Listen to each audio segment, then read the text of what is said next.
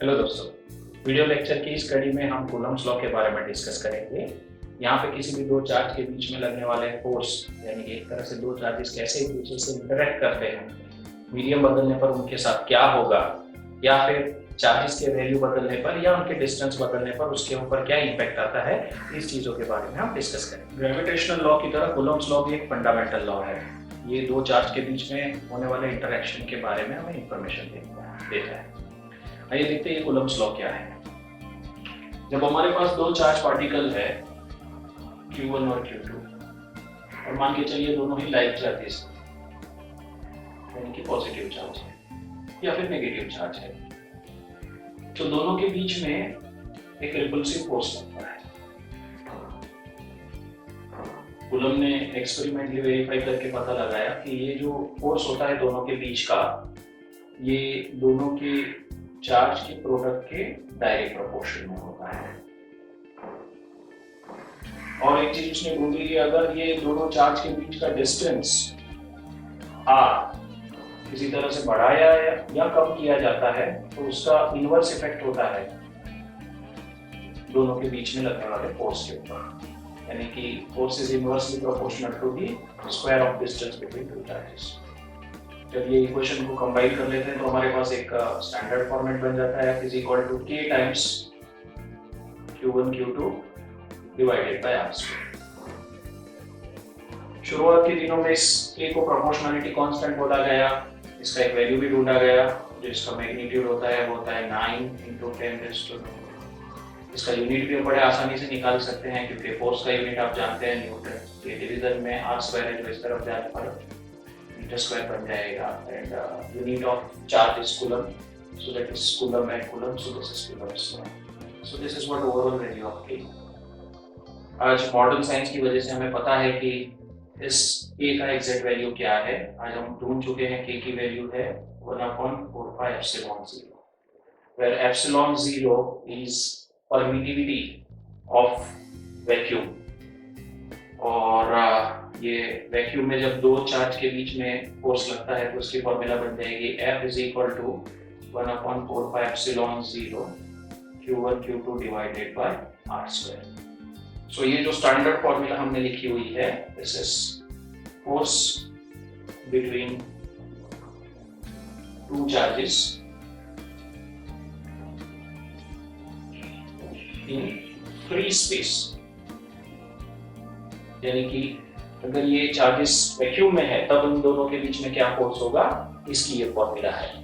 अब मान के चलिए कि हर बार दो चार्ज वैक्यूम में नहीं हो सकते, यहाँ पर हमने कहीं मीडियम बदल दिया है, तो फिर दोनों के बीच में फोर्स क्या होगी। So force between charge particle between two charges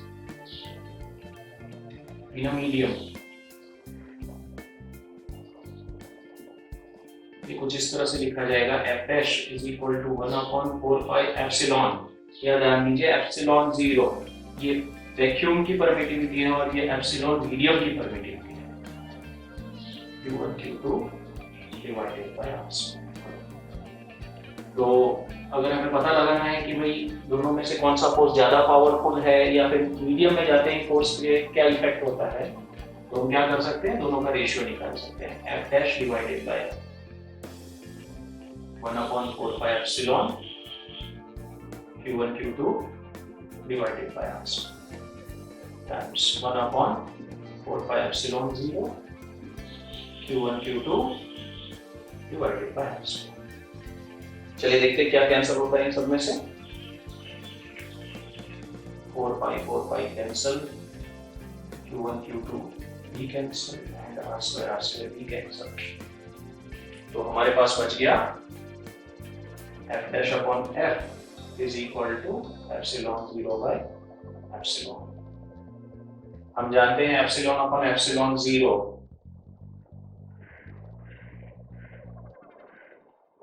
एक तरह से बोल सकते हैं permittivity of medium to the permittivity of a vacuum, which is expressed as K।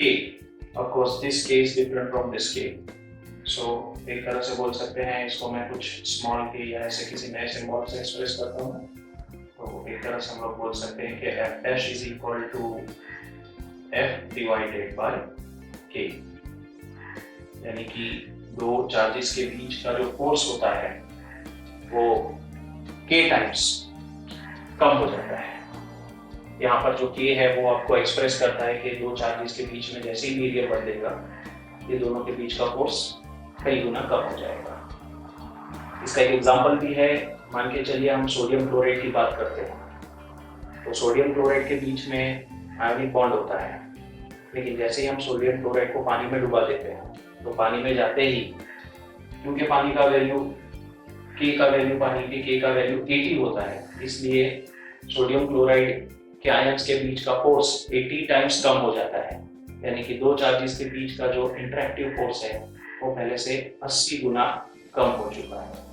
एक तरह से हम बोल सकते हैं कि other than vacuum in any other material medium force between two charges will decrease.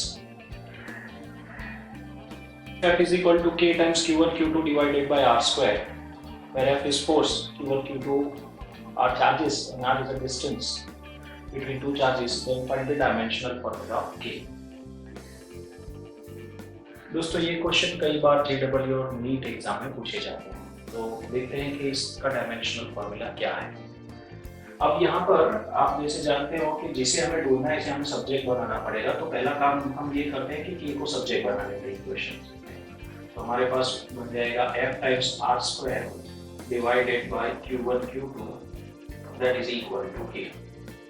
So K हमारा सब्जेक्ट बन चुका है इक्वेशन में। अब देखते हैं इसे कैसे डील करेंगे।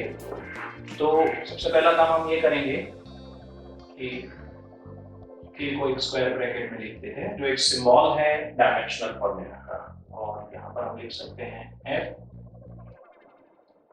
Times R square of it divided by Q1 and Q2। अब dimensional formula of force M1 L1 P minus 2.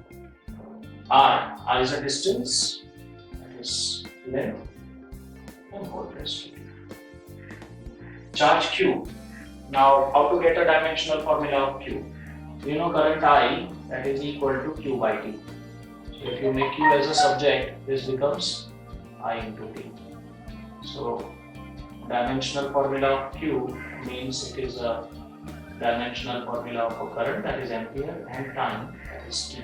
So we can write A into T instead of Q. So this Q1 is A and the T, and this is also A and T. So the ultimate answer of K is M1 L raised to 1 and 2, so that is L raised to 2, L raised to 2, and again this 1, so that is going to be L raised to 3. This is e raised to minus 2, यहाँ एक 1 है और एक t raised to 1 यानी t raised to और 2 बनेगा, जो ऊपर जाने पर minus 2 जुड़ जाएगा और तो ये हो जाएगा t raised to minus 4 and a raised to minus 2, क्योंकि डिवीजन में है a स्क्वायर जो ऊपर जाने पर minus 2 बन जाएगा।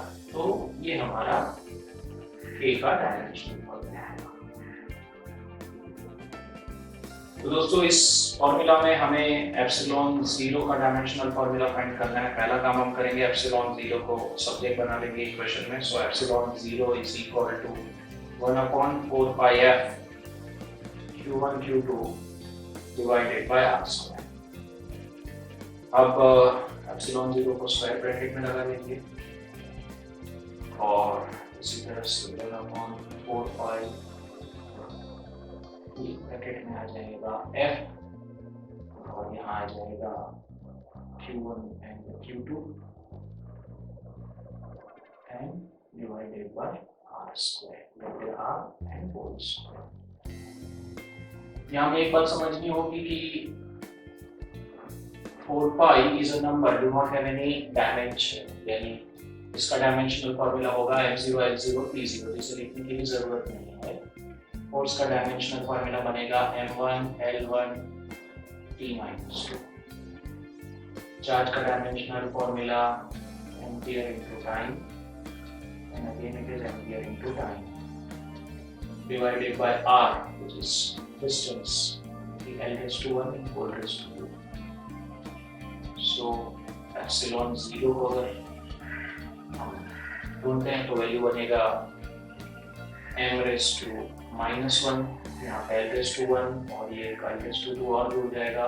डिवीजन में ऊपर जाने पर L raised to -3, t raised to 1, t raised to 1 यानी t raised to 2, t raised to -2 ऊपर जाने पर +2 यानी ये हो जाएगा overall t raised to 4 and t raised to 2. So this is what dimensional formula of epsilon 0. दोस्तों Coulomb's law पर बेस्ड बेसिकली 2 या 3 तरह के ही क्वेश्चन बनते हैं। इसमें या तो 2 चार्जेस की वैल्यू जो है उसे चेंज किया गया है, या तो फिर 2 चार्ज के बीच के डिस्टेंस को चेंज किया गया है, या तो फिर किसी 2 चार्ज को नए मीडियम में डाल दिया गया है। इसके अलावा कूलम्ब्स लॉ में ज्यादातर क्वेश्चंस नहीं बनते हैं। आइए देखते हैं ये तीनों तरह के क्वेश्चंस क्या हो सकते हैं। सबसे पहले हम लोग देखते हैं Coulomb's law when it is depending on charge, यानी कि when Q is not constant but R, that is distance, and medium is constant. In that case, force is directly proportional to the product of charge. मान के चलिए यहाँ पर हमारे पास एक question ले लेते हैं जिसमें हमारे पास 2 स्फीयर है, जिसमें एक में चार्ज Q1 है और दूसरे में चार्ज Q2 है और दोनों के बीच का डिस्टेंस R है। अब किसी तरह से Q1 का 25% चार्ज Q2 पर ट्रांसफर कर देते हैं, तो ऐसी परिस्थिति में दोनों के बीच का नया फोर्स क्या होगा। यहाँ फॉर सेक ऑफ सिंपलिसिटी हम मान लेते हैं कि Q1 और Q2 दोनों का चार्ज एक जैसा ही है। एक तरह से बोल सकते हैं कि जब हम इन दोनों के बीच में चार्ज ट्रांसफर करते हैं, बाकी सारे डायमेंशन सेम है, यानी कि R सेम है, मीडियम सेम है, केवल दोनों के बीच का चार्ज इंटरेक्शन हुआ है और चार्ज ट्रांसफर हुआ है। तो ऐसी परिस्थिति में जब नई परिस्थिति बनेगी तो इस बॉडी पर जो चार्ज होगा वो होगा Q1 dash, which is equal to 25% चला जा चुका है, इसलिए ये हो जाएगा 75 टाइम्स 0.75 टाइम्स Q, और इसी तरह से ये हो जाएगा Q2 डैश और ये हो जाएगा 25% बढ़ चुका है, इसलिए हम लोग लिखेंगे Q2 dash is equal to 1.25 times Q। यानी initially Q1 is equal to Q है, Q2 is equal to Q है, लेकिन फाइनली ये कुछ बदल चुका है। अब इन दोनों के बीच में नया जो फोर्स होगा वो हो जाएगा F dash is equal to Q1 dash and Q2 dash.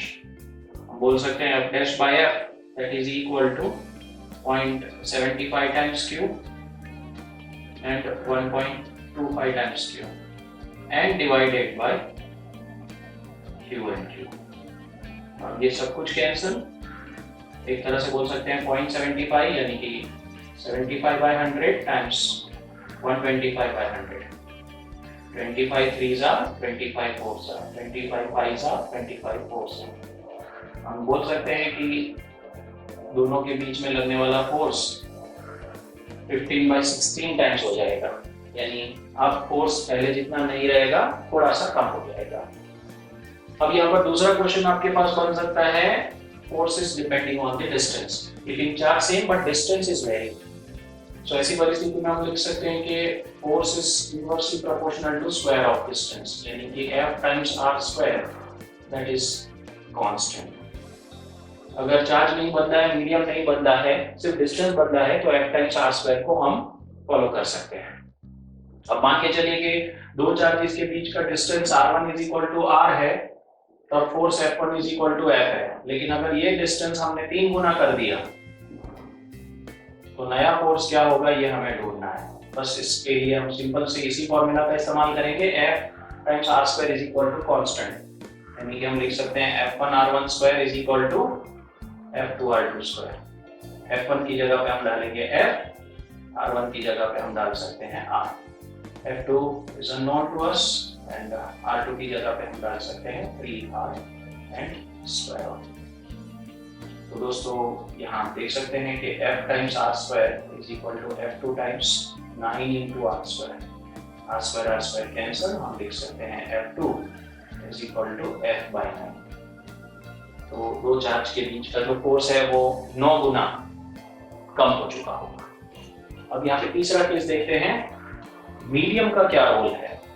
दोस्तों ध्यान रखना है आपको कि किसी भी मीडियम में जो फोर्स होगा वो वैक्यूम के फोर्स का k टाइम्स कम होगा, यानी कि डिवाइड बाय k होगा।